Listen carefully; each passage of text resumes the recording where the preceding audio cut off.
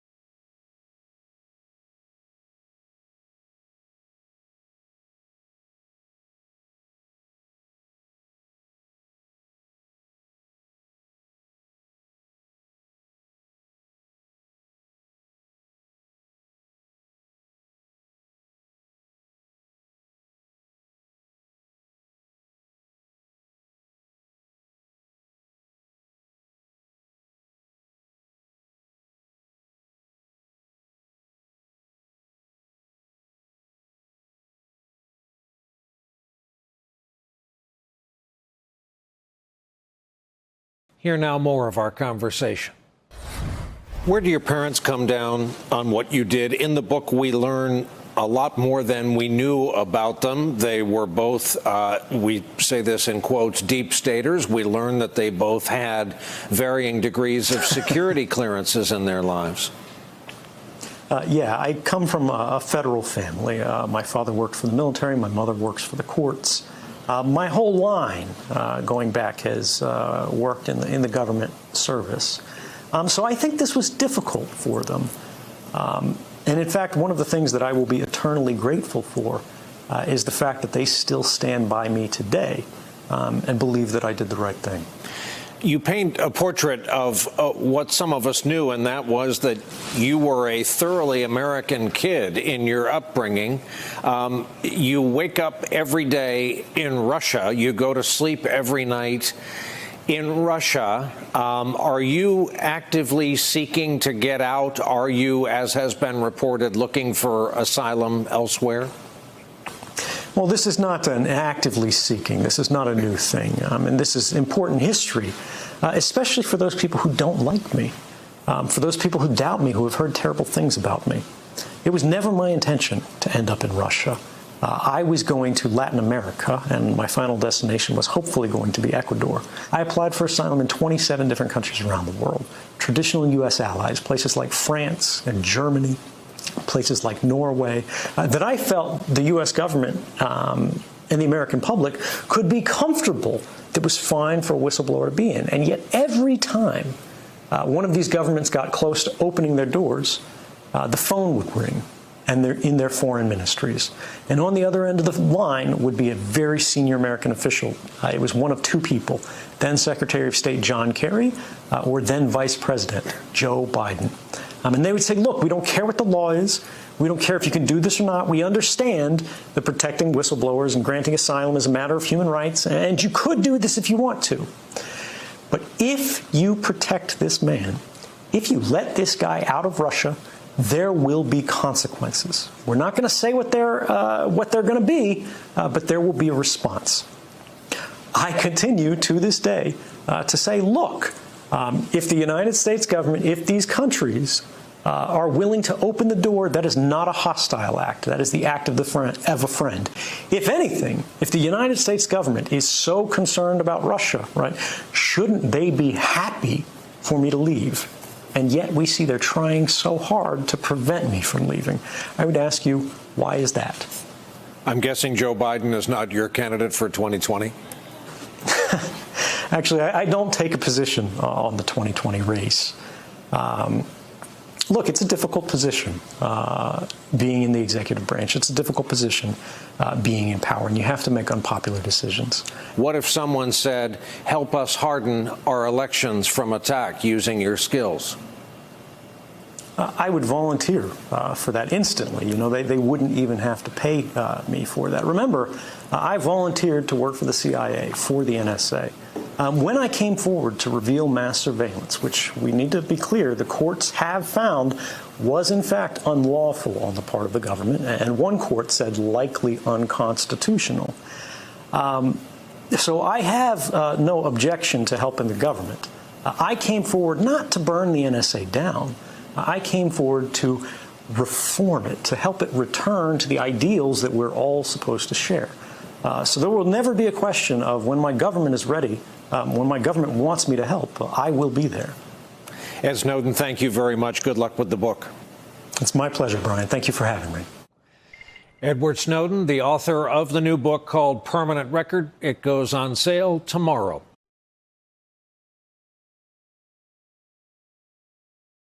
Hey there, I'm Chris Hayes from MSNBC. Thanks for watching MSNBC on YouTube. If you want to keep up to date with the videos we're putting out, you can click subscribe just below me or click over on this list to see lots of other great videos.